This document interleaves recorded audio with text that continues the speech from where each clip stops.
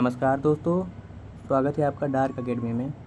आज हम कक्षा 12 की जो जियोग्राफी है उसका जो चैप्टर 4 है मानव बस्तियाँ, इसको बिल्कुल आसान भाषा में समझेंगे। इस चैप्टर में हम जानेंगे कि मानव बस्ती क्या होती है, मानव बस्तियों के कितने प्रकार हैं, ग्रामीण और नगरीय बस्तियों में क्या अंतर होता है, ग्रामीण बस्तियों के कौन कौन से प्रतिरूप होते हैं और नगरीय बस्तियाँ किन किन कार्यों के लिए जानी जाती हैं। जी हाँ, साथ में हम जो है ना कठिन शब्द जो हैं कुछ उनको भी जानेंगे। तो चलिए शुरू कर लेते हैं अपने वीडियो। देखिए, मानव बस्ती का जो है सबसे पहले अगर परिचय की बात करें तो इसका अर्थ होता है मानव बस्ती उस स्थान को कहते हैं जहाँ मनुष्य अपने रहने के लिए घर बनाकर निवास करता है। लेकिन ध्यान रखिए भाई, यहाँ पे ये बात है कि मानव बस्ती का मतलब केवल घरों का जो समूह है ना उसके होने से नहीं होता है कि हाँ भाई कोई ऐसा स्थान है वहाँ पे बहुत सारे घर बसे हुए हैं। बसे हुए का मतलब है कि वहाँ लोग भी रहने चाहिए। ठीक है, केवल मकान मकान से नहीं कि मकान मकान बना के रख दिए तो वो मानव बस्ती हो जाएगी। मानव बस्ती वो होगी जहाँ लोग रहते हैं, उनकी ज़रूरतों के लिए वहाँ पे सड़क होनी चाहिए, बाज़ार होना चाहिए, विद्यालय होने चाहिए, अस्पताल होना चाहिए, परिवहन होना चाहिए। ये जो सुविधाएं हैं ना मानव के लिए ये भी होना चाहिए। ठीक है, देखिए जैसे इसके अगर उदाहरणों की बात करें मानव बस्ती के तो गांव हो जाएगा, कस्बा हो जाएगा, शहर है, महानगर हैं। ठीक है, तो आपको समझ में आया कि मानव बस्ती क्या है। मानव बस्ती हम उस स्थान को कहते हैं जहाँ पर मनुष्य अपने रहने के लिए घर बनाकर रहता है और वो सिर्फ घर घर तक सीमित नहीं रहता है। वहाँ पर क्या होना चाहिए कि उसके अनुसार, आवश्यकता के अनुसार सड़क होना चाहिए, बाज़ार होना चाहिए, विद्यालय, अस्पताल आदि भी होने चाहिए। और इसके एग्जाम्पल जो हैं ये आपने जान लिए। अब अगला जो पॉइंट है मानव बस्तियों के प्रमुख प्रकार।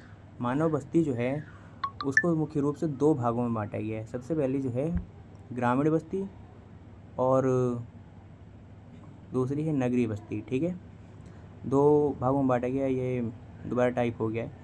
देखिए, ग्रामीण बस्ती का जो अर्थ होता है उसका मतलब, इसका जो संबंध होता है ना वो मुख्य रूप से गांव से होता है।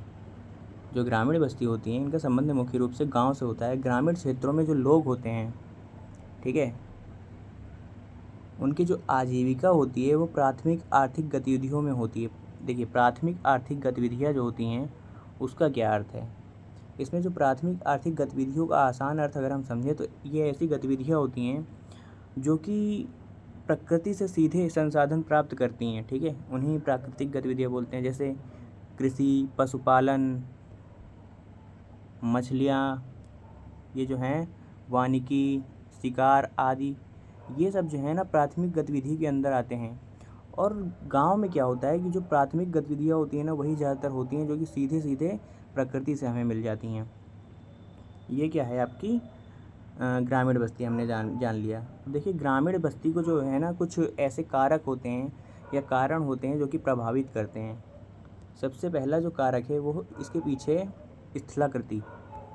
सबसे पहला जो कारक है वो है कौन सा, स्थलाकृति। स्थलाकृति क्या होता है, स्थलाकृति जो है ना भूमि के बसने से होता है, यानी भूमि की आकृति से जो है स्थलाकृति का मतलब होता है। देखिए, स्थलाकृति जो है कहीं पे समतल होती है, कहीं पे पहाड़ी होती है, कहीं ऊबड़ खाबड़ होती है। तो जहाँ पे जो समतल होगी ना वहाँ पे भूमि पे बस्ती का जो बसना होगा वो काफ़ी ज़्यादा आसान होगा, क्योंकि वहाँ पे अस्पताल बन जाएगा आराम से, सड़क बन जाएगी आराम से। लेकिन वहीं पे पहाड़ी इलाका जो होता है वहाँ पे ऊबड़ खाबड़ ज़मीन रहती है, वहाँ पे नहीं होता है। तो इसलिए जो ग्रामीण बस्ती होती हैं वो ज़्यादातर समतल भूमि पे ही बसी रहती हैं। कुछ होती हैं, कुछ गांव ऐसे होते हैं जो कि पहाड़ों में बसे होते हैं। और दूसरा देखिए, ग्रामीण बस्ती को प्रभावित करने वाला जो कारक है वह है जल की उपलब्धता। देखिए, पीने, कृषि, अन्य कार्यों के लिए जो है ना पानी की आवश्यकता होती है। इसलिए जल के स्रोतों के आसपास जो है ना बस्तियाँ ज़्यादा विकसित होती हैं। जैसे कि आप लोग जानते हो, अगर पुरानी सभ्यताओं के बारे में पढ़ेंगे हम तो सिंधु घाटी सभ्यता, ये भी जल के निकट ही यानी नदी के आसपास ही थी। कोई सी भी सभ्यता हो जल के निकट ही आसपास होती है। अगर हम वैसे ही बात करेंगे तो जैसे गंगा नदी के किनारे बहुत सारे गांव हैं, बस्तियां हैं। वो क्यों हैं, क्योंकि भाई कृषि के लिए पानी चाहिए, पीने के लिए भी पानी चाहिए, है कि नहीं। अब तीसरा जो पॉइंट है आपका वो है मिट्टी। देखिए, उपजाऊ मिट्टी जो होती है वो कृषि के लिए अच्छी होती है, इसलिए जहाँ मिट्टी अधिक उपजाऊ होती है वहाँ कृषि और उससे जुड़ी ग्रामीण बस्तियों का जो विकास है अधिक होता है कि नहीं। अब तीसरा जो चौथा जो पॉइंट है आपका वो है जलवायु। देखिए, तापमान, वर्षा, अन्य जलवायु परिस्थितियाँ जो है ना, ये भी बस्ती के विकास और स्वरूप को प्रभावित करती हैं। यानी हम जो पढ़ रहे हैं कि बस्तियों जो मानव बस्ती हैं या ग्रामीण बस्ती हैं, उनको जो प्रभावित करने वाले कारक होते हैं कि आखिर यहाँ पे बसेंगी नहीं बसेंगी, यहाँ पे है मानव बस्ती है यहाँ पे नहीं है, तो उस पर जो जलवायु है उसमें तापमान, यानी अगर कहीं पे बहुत ज़्यादा गर्मी हो रही है या कहीं बहुत ज़्यादा वर्षा हो रही है या बहुत ज़्यादा ठंड हो रही है, तो उन क्षेत्र पे जो है ना अलग अलग जनसंख्या रहेगी। अब एक और पांचवा कारक है सुरक्षा। देखिए, ऐतिहासिक समय में क्या होता था, सुरक्षा भी बस्ती के स्थान और स्वरूप को प्रभावित करने वाला महत्वपूर्ण कारक था। देखिए, पहले ज़माने में क्या होता था कि जो सुरक्षा होती थी, यानी मान लीजिए सबसे बाहर अगर रहोगे शहर के, तो वहाँ पे दूसरे राज्य का अगर आक्रमण हो गया तो वहाँ तो भाई पूरी बस्ती तबाह हो जाएगी। इसलिए जो लोग बाग थे ना, वो बस्ती ऐसी जगह बसाते जहाँ पे सुरक्षा का उनका ध्यान रखा जाए। ठीक है। अगला पॉइंट जो है आपका क्या है, परिवहन। सड़क, अन्य परिवहन सुविधाओं की उपलब्धता भी बस्तियों को विकास में प्रभावित करती है। ठीक है। अब मान लीजिए कि कहीं पे बस्ती बसी है, वहाँ पे परिवहन के साधन नहीं है, तो वहाँ पे लोगों को आने जाने के लिए दिक्कत होगी, तो लोग क्या करेंगे, दूसरे जगह में अपनी बस्ती बसाएंगे या दूसरी जगह पे चले जाएंगे। अब ये जो अपना पॉइंट है, हमने कारक जान लिए 6 के 6। अब अगला पॉइंट है कि ग्रामीण बस्तियों के जो प्रतिरूप होते हैं, इसके बारे में हम पढ़ेंगे। किसके? प्रतिरूप क्या होता है? देखिए, बस्ती में जो घरों की व्यवस्था और उनका फैलाव है, वही क्या है, प्रतिरूप है। यानी कोई बस्ती है वो इतनी बड़ी है, ठीक है, एक बस्ती का मैंने ये मैप बना दिया, इसमें एक घर यहाँ पर है, एक घर यहाँ पर है, एक घर यहाँ पर है, एक घर यहाँ पे है, एक घर यहाँ पे है। तो ये जो बस्ती का प्रतिरूप है, यानी फैलाव है घरों का, उनकी व्यवस्था है घरों की, यही क्या है, प्रतिरूप कहलाता है। ठीक है। तो ग्रामीण बस्तियों के जो फैलाव है, यानी एक घर यहाँ, एक घर यहाँ, एक घर यहाँ, एक घर यहाँ, एक घर यहाँ पर है, यही क्या है, ग्रामीण बस्तियों के प्रतिरूप कहलाता है। ठीक है। तो ये घरों की जो प्रतिरूप के आधार पर जो है ना, ग्रामीण बस्तियों को कुछ और भागों में बांटा गया है। ठीक है। उनके बारे में हम पढ़ते हैं। देखिए, ग्रामीण बस्तियों के जो प्रतिरूप हैं वो मुख्य रूप से 4 हैं। सबसे पहला आपका जो है वो है सघन बस्ती, दूसरा है अर्ध सघन बस्ती, तीसरा है पल्लीकृत बस्ती और चौथा है परिक्षिप्त बस्ती। ये 4 हैं। ठीक है। ये दोबारा टाइप हो गया है, दोबारा टाइप नहीं हुआ। देखिए, सबसे पहले हम सघन बस्ती के बारे में जानते हैं। सघन बस्ती क्या होती है, इसका अर्थ अगर हम जानेंगे तो सघन बस्ती में घर एक दूसरे के बहुत पास पास होते हैं, इसे हम क्या कहते हैं, सघन बस्ती। ठीक है। पूरी बस्ती एक समूह के रूप में दिखाई देती है। इसमें क्या होता है, मान लीजिए एक बस्ती बना के दिखाता हूँ मैं। एक इतनी बड़ी बस्ती है, उसमें एक घर यहाँ है, एक घर यहाँ है, एक घर यहाँ है, फिर एक घर यहाँ है, एक घर यहाँ है, एक घर यहाँ है, एक घर यहाँ है, एक घर यहाँ है, एक घर यहाँ है, ऐसे ही बहुत सारे घर जो हैं पूरे में हैं। ठीक है। यानी कहीं भी जो है ना जगह नहीं है, कहीं भी घर जगह नहीं है। और ये घर से ही नहीं, यहाँ पे स्कूल वगैरह भी हो सकते हैं, अस्पताल भी हो सकता है, लेकिन यहाँ पे जो है ना जगह नहीं है, तो ये क्या है, इसे ही हम सघन बस्ती बोलते हैं। ठीक है। जहाँ पे घर जो है ना बहुत ज़्यादा पास पास होते हैं, उसे हम सघन बस्ती बोलते हैं। ऐसी बस्तियाँ जो है ना एक समूह के रूप में दिखाई देती हैं। ठीक है। ये बस्तियाँ जो होती हैं ज़्यादातर समूह के रूप में दिखाई देती हैं। अब अगला पॉइंट अपना क्या है, देखिए, अर्ध सघन बस्तियाँ। इस प्रकार की जो बस्ती होती है ना, वो घर ना तो बहुत अधिक पास होते हैं और ना ही बहुत अधिक दूर होते हैं। ठीक है। इनमें जो है ना घर ना तो बहुत ज़्यादा पास में होते हैं बस्ती में, ना तो बहुत ज़्यादा दूर होते हैं। इनकी जो विशेषताएं हैं उनकी अगर हम बात करें तो घरों के बीच में जो है ना कुछ दूरी होती है। सघन और परिक्षिप्त बस्ती के बीच का स्वरूप दिखाई देता है। ठीक है। अभी हम आगे परिक्षिप्त बस्ती पढ़ेंगे, उससे हमें पता चलेगा परिक्षिप्त बस्ती क्या होती है। फिर सघन बस्ती हमने पढ़ाई है, जिसमें बहुत ज़्यादा घर पास पास होते हैं। अब अगला जो पॉइंट है आपका वो है अर्ध सघन बस्ती। इसमें जो घर होते हैं ना वो थोड़े पास होते हैं और थोड़े दूर भी होते हैं, ठीक है। अभी हमने पढ़ाई है। अब जो अगला पॉइंट है वो है पल्लीकृत बस्ती। इसका क्या अर्थ होता है, देखिए, जब कोई बस्ती कई छोटे छोटे भागों या टोलों में विभाजित हो जाती है तो उसे हम पल्लीकृत बस्ती कहते हैं। इसका मतलब क्या होता है, देखिए, एक गांव के अंदर घरों के कई छोटे छोटे समूह हो जाते हैं। यानी एक गांव है पूरा, देखिए मैं बना के दिखाता हूँ। ये जो है आपका एक गांव है, इसमें एक टोला यहाँ पर है घर का, एक टोला यहाँ पर है घर का, एक टोला यहाँ पर है घर का। इस पे भी बहुत ज़्यादा मतलब घर हैं यहाँ पे। ये घरों का एक टोला हो गया, ये एक घरों का टोला हो गया, और एक घरों का टोला ये हो गया। तो ये क्या है, कुछ भागों में विभाजित हो गया है। यानी एक गांव को जो है ना कई भागों में बांट दिया गया है, छोटा छोटा। अलग अलग भागों में जो छोटे छोटे समूह होते हैं, इन भागों को अलग अलग नामों से जाना जाता है, ठीक है। इसे ही हम क्या कहते हैं, पल्लीकृत बस्ती। जैसे कोई गांव है, उसमें उस पूरे गांव का क्या नाम है, मान लीजिए ए है, और उस गांव में जो है ना बहुत सारे कुछ टोले हैं या कस्बे हैं छोटे छोटे, उनका अलग अलग नाम है। तो यही क्या है, पल्लीकृत बस्ती। अब एक और पॉइंट है आपका, चौथी बस्ती का नाम जो है वो है क्या, परिक्षिप्त बस्ती। इसका क्या अर्थ होता है, इसमें दूर दूर फैला हुआ होता है। इस प्रकार की जो बस्ती में क्या होता है कि घर एक दूसरे से काफ़ी दूर होते हैं, ठीक है। इसकी जो मुख्य विशेषताएं हैं उसके बारे में बढ़ते हैं। देखिए, मकान इसमें दूर दूर रहेंगे। बस्ती एक स्थान पर सघन रूप से नहीं होती है। जैसे सघन बस्ती में क्या होता है कि एक ही स्थान में बहुत सारे घर होते हैं, तो ऐसे नहीं होता। इसमें घर जो है ना बहुत ज़्यादा दूर दूर होते हैं।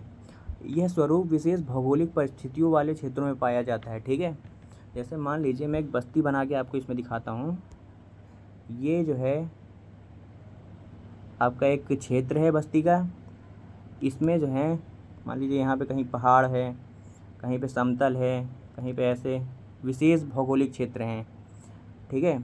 यहाँ पे पठार है, ये मान लीजिए पठार है। यहाँ पे पहाड़ों में कोई एक घर बना है, उसी के आगे यहाँ पे एक पठार में घर बना है, एक मैदान में घर बना है, एक और मैदान में घर बना है। तो ये क्या है, काफ़ी दूर दूर घर बने हैं भौगोलिक परिस्थितियों के अनुसार। तो ये क्या है आपका परिक्षिप्त बस्ती, क्योंकि इसमें दूर दूर घर बसे हैं। अब अगला जो है आपका पॉइंट, नगरीय बस्ती। ग्रामीण बस्ती हमने समझ लिया।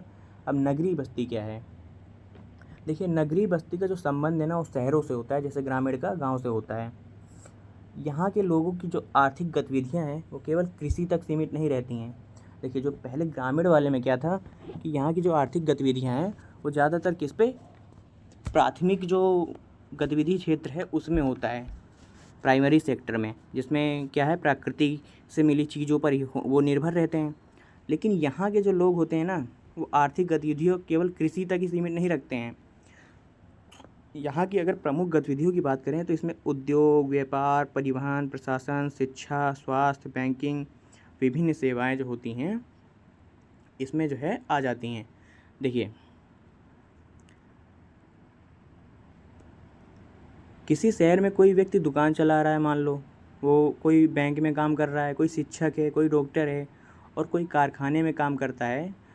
तो इससे पता चलता है कि नगरीय क्षेत्रों में जो रोज़गार है ना और आर्थिक गतिविधियों की जो विभिन्न गतिविधियां हैं वो बहुत ज़्यादा अधिक होती हैं। जैसे अभी मैंने जान लिया, इसमें बताया आपको। अब हम नगरीय बस्तियों की विशेषताओं के बारे में पढ़ते हैं। देखिए, सबसे पहली जो विशेषता है वो है गैर कृषि गतिविधियों का महत्व। गांव में क्या होता है कि यहाँ पे किसानी खेती बहुत होती है, लेकिन शहरों में क्या होती है कि खेती किसानी नहीं होती है। यहाँ पे क्या होता है, शहरों में उद्योग, व्यापार और सेवाओं से जुड़े कार्य अधिक होते हैं, ठीक है। देखिए, उद्योग तो आप समझ रहे हो, कारखानों में व्यापार यानी बिजनेस करना। सेवा क्या होता है, सेवा क्षेत्र जो होता है वो तृतीय सेक्टर होता है। इसमें सेवा देना होता है, जैसे टीचर है, वकील है, ऐसे जो पद होते हैं ना वो सेवा क्षेत्र से जुड़े होते हैं, ठीक है। दूसरा जो पॉइंट है ये है अधिक जनसंख्या। इसमें क्या होता है, देखिए, नगरीय क्षेत्रों में जो है ना जनसंख्या का घनत्व अधिक होता है। अगर जनसंख्या का घनत्व नहीं पता तो आप मेरी पिछली वीडियो देख सकते हैं। जनसंख्या घनत्व का क्या होता है, देखिए एक ही क्षेत्र में जो है ना, एक ही इकाई क्षेत्रफल में जो जनसंख्या रहती है वही जनसंख्या घनत्व कहलाती है, अधिक से अधिक, है कि नहीं। इसमें जो जनसंख्या घनत्व होता है ना वो बहुत ज़्यादा होता है, यानी यहाँ पे बहुत ज़्यादा लोग जो है ना एक ही इकाई के क्षेत्रफल में, एक ही वर्ग किलोमीटर में या एक ही इकाई क्षेत्रफल में बहुत ज़्यादा लोग रहते हैं। यहाँ पे जो है ना अधिक सुविधाएं होती हैं। देखिए शहरों में जो है ना शिक्षा, स्वास्थ्य, परिवहन, बाज़ार, ऐसे जो बहुत सारी दूसरी सुविधाएं होती हैं ना, गाँवों की अपेक्षा बहुत ज़्यादा होती हैं, अधिक सुविधाएं होती हैं। समझ में आया आपको। अगला पॉइंट क्या है, रोज़गार के विभिन्न अवसर। नगरीय क्षेत्रों में अलग अलग प्रकार के रोज़गार उपलब्ध होते हैं, है कि नहीं। अगला पॉइंट क्या है, अब हम नगरीय बस्तियों के प्रमुख कार्यों को पढ़ते हैं। देखिए किसी नगर का विकास जो है ना उसके प्रमुख कार्य के आधार पर होता है। हाँ भाई सही बात है। देखिए औद्योगिक नगर, सबसे पहला पॉइंट क्या है, मुख्य कार्य इसका क्या होता है।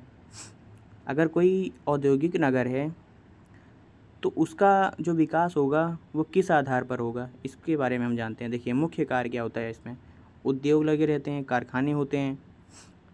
औद्योगिक नगर की अगर विशेषता की हम बात करें तो देखिए जहाँ औद्योगिक गतिविधियाँ अधिक होती हैं वही क्या है, औद्योगिक नगर कहा जाता है। ऐसे स्थानों पर जो है ना रोज़गार के अवसर जो है ना बहुत ज़्यादा अधिक होते हैं और इसके कारण यहाँ पे जनसंख्या भी बहुत ज़्यादा होती है। तो यहाँ पे गाँव से लोग बाग आते हैं काम करने के लिए, है कि नहीं। इसके बाद जो है ना व्यापार और बाज़ार के आधार पर व्यापारिक नगर होते हैं। ये जो है ना नगर के पार्ट हैं, यानी नगर के भाग हैं। जैसे औद्योगिक नगर हो गया, व्यापारिक नगर हो गया। तो इसमें जो है ना देखिए इसकी विशेषताएं की अगर बात करें तो यहाँ वस्तुओं की खरीद बिक्री और व्यापारिक गतिविधियाँ महत्वपूर्ण होती हैं। इसके बाद जो है ना प्रशासनिक नगर है। देखिए इसमें क्या होता है, सरकारी और प्रशासनिक कार्य जो है बहुत ज़्यादा होता है। इसके बारे में अगर हम बात करें तो सरकारी कार्यालय जो होते हैं यहाँ पे बहुत ज़्यादा होते हैं, बहुत ज़्यादा प्रशासनिक संस्थाएं होती हैं। ऐसे जो नगर होते हैं उन्हें हम प्रशासनिक नगर बोलते हैं। पर्यटन नगर जो होते हैं, पर्यटन नगर देखिए मुख्य कार्य क्या होता है इनका, पर्यटन, ठीक है। इनका जो मुख्य कार्य होगा वो क्या होगा, पर्यटन, ठीक है।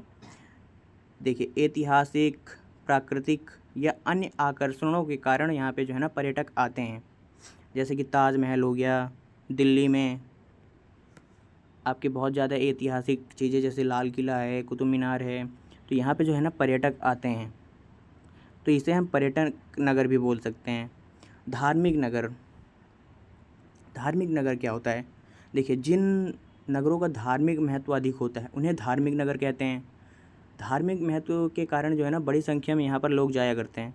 देखिए जैसे कि धार्मिक नगर कौन कौन से हो सकते हैं, बनारस, वहाँ पे धार्मिक नगर उसे बोल सकते हो कि नहीं, क्योंकि वहाँ पे धर्म यानी बनारस में काशी है, ऐसे करके बहुत सारे मंदिर हैं, है कि नहीं।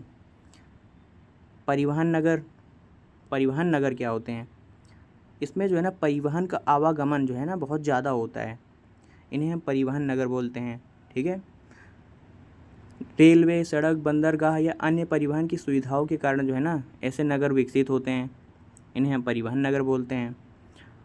अब अगला पॉइंट क्या है आपका कि नगरीय और ग्रामीण बस्तियां जो हैं इनके अंतर के बारे में हम पढ़ते हैं। देखिए जो ग्रामीण बस्तियां होती हैं वो गांव में पाई जाती हैं, पता चल गया आपको। यहाँ पे कृषि जो है ना मुख्य कार्य होता है। जनसंख्या घनत्व जो है ना समानता कम होता है। पशुपालन, मछली पालन आदि कार्य जो होते हैं प्राथमिक प्राइमरी सेक्टर के वो होते हैं। सुविधाएं जो हैं अपेक्षाकृत इसके नगरीय बस्ती के कम पाई जाती हैं। अगर क्वेश्चन आ गया कि नगरीय बस्ती और ग्रामीण बस्ती में अंतर बताइए तो आप इसको लिख सकते हो थोड़ा बड़ा करके। अब नगरीय बस्ती देखिए शहरों और नगरों में पाई जाती हैं ये, हाँ भाई। उद्योग, व्यापार और सेवाएं मुख्य कार्य होता है, सही बात है। जनसंख्या घनत्व सामान्यतः अधिक होती हैं, ठीक है।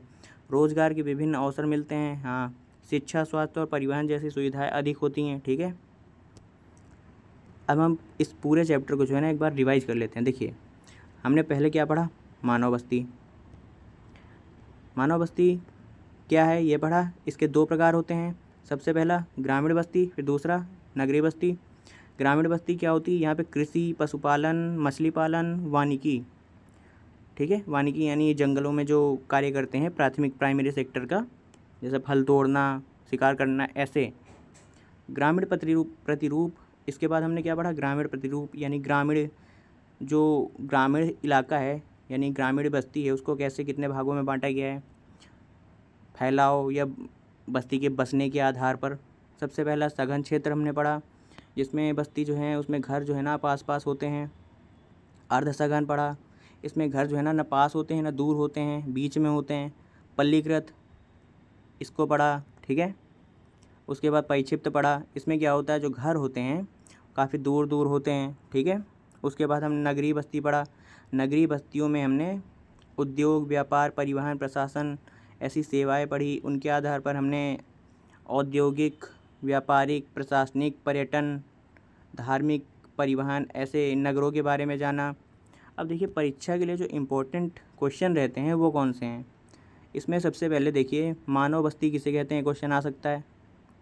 ग्रामीण बस्ती क्या है, ये मैंने बता दिया। नगरीय बस्ती, सघन बस्ती से क्या समझते हो आप, सघन बस्ती क्या है ये बता दिया। परिक्षिप्त बस्ती क्या है ये बता दिया। नगरीय बस्ती के 2 प्रमुख कार्य लिखिए। नगरीय बस्ती क्या है और इसके क्या क्या कार्य होते हैं ये भी लिख सकते हो आप। मैंने अभी कार्य बताए हैं आपको नगरीय बस्ती के, क्योंकि बहुत सारे कार्य थे मैंने बताए हैं।